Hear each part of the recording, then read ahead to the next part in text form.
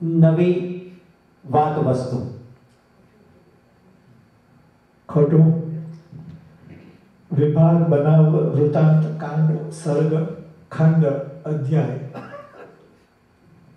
અનાયાસે. એકદમ થઈ જવું અનાયાસે. બરાબર. બીજો શબ્દ કોઈ પણ પ્રયત્ન વિના કર્યું. સાચું. અને આ છેલ્લો પ્રશ્ન છે અણઘડ. રાઉન્ડ 2 અહીંયા પૂરો થાય છે. ઘડાયા વગરનું, ઘડ્યા વગર, ઘાટકૂટ વગરનું. સાચું. સંગીતનો એક રાગ, ઘાટ વગરનું, બેડોળ, ઘડતર વિનાનું, બિન અનુભવી. કાંતિભાઈ, રાઉન્ડ 2 માં એક જ દરેક ટીમમાંથી ભાગ કાઢવાના, બરાબર? હાજી. હા, જરૂર.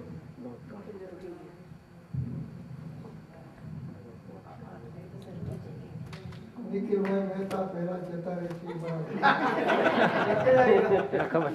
કાચ તોડવાના પૈસા આપવા પડે. બીજામાંથી રસેશભાઈ દલાલને જવું પડે છે.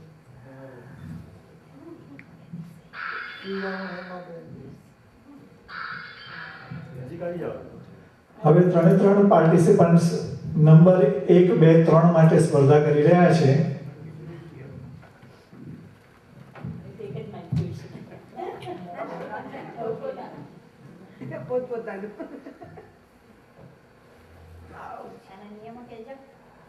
ગુજરાતી ભાષામાં જેટલી ભાઈઓને લાગણી છે તેના કરતાં બહેનોને લાગણી વધારે છે એવું દેખાય છે.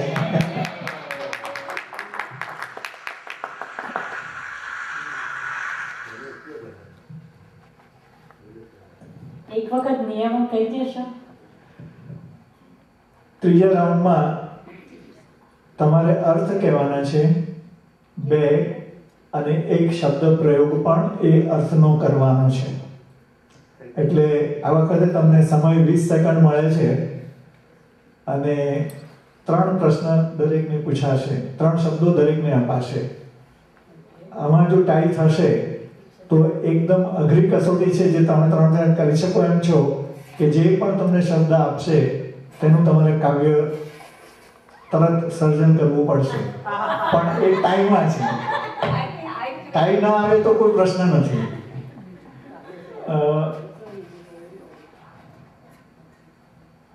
ગ્રહણ. ગ્રાહ્ય કરવું, ગળે ઉતારવું,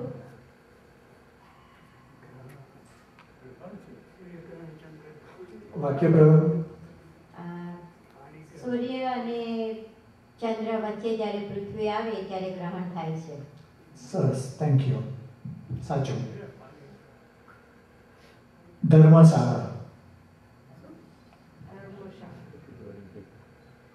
મુસાફરોને ઉતારવાની જગ્યા. વિશી. સચેત. આગળ પ્રયોગ, શબ્દ પ્રયોગ. ધર્મશાળામાં રહેવાથી ખૂબ શાંતિ લાગે છે. સરસ, સાચું. અવાવરું.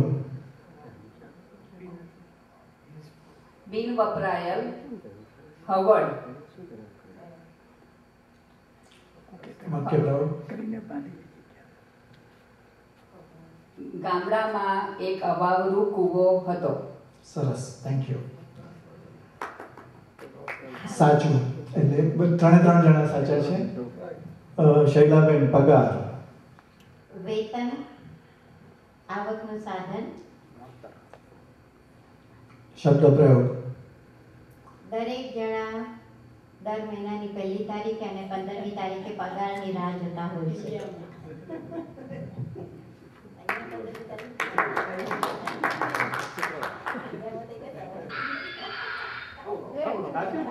તમારો એક શબ્દ ખોટો હતો, વાક્ય પ્રયોગ બરાબર હતો. કહેણી.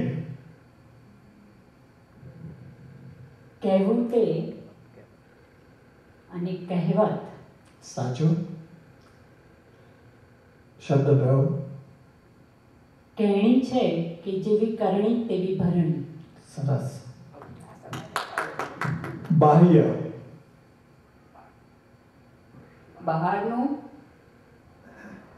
ઉપરનું,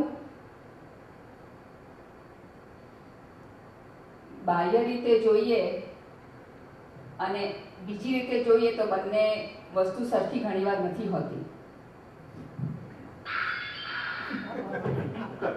બાહ્યના અર્થમાં તમારું એક શબ્દ ખોટો હતો. બહારનું ખોટે ખોટું, સાંસારિક, વર્તુળમાં ન રહેનાર અને ભાર ઉપાડનાર.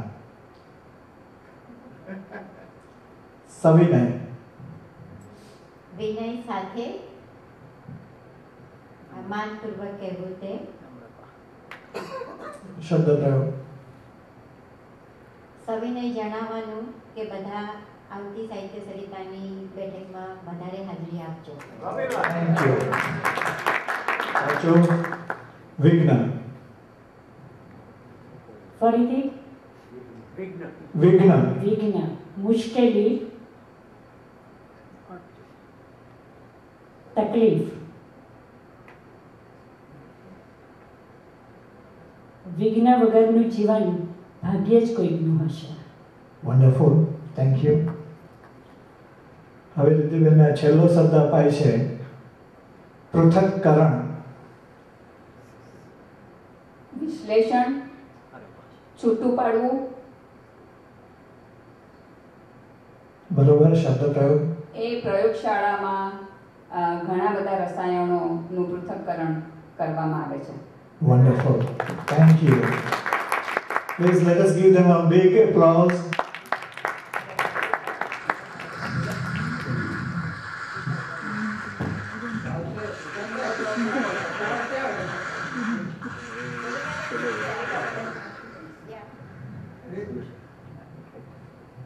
શૈલાબેન અને દેવિકાબેન ટાઈમમાં આવે છે જ્યારે રીતિબેનનું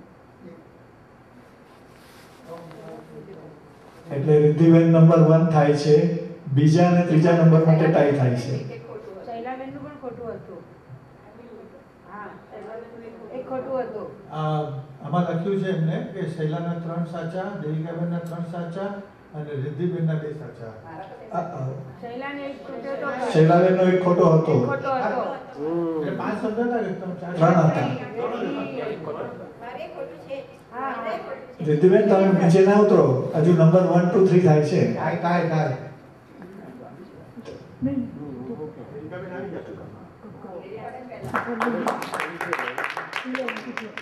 ના, એટલે પહેલા નંબર માટે ટાઈ છે, બીજો નંબર તો ઓલરેડી આવી ગયો છે. એટલે પહેલા નંબરનો ટાઈ થશે એટલે ત્રીજો નંબર પર જશે.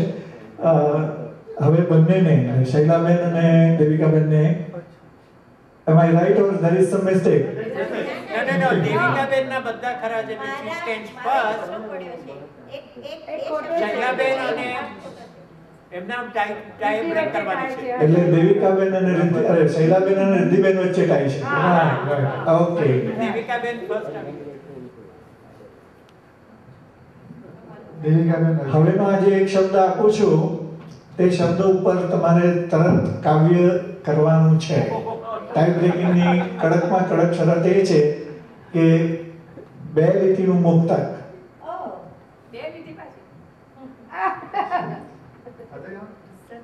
પરદેશી. શૈલાબેન. પરદેશી તો આવે કે ન આવે, પરદેશી તારી વાટ હું સદા જોઈશ. વન્ડરફુલ. રિદ્ધિબેન. અહંકારી.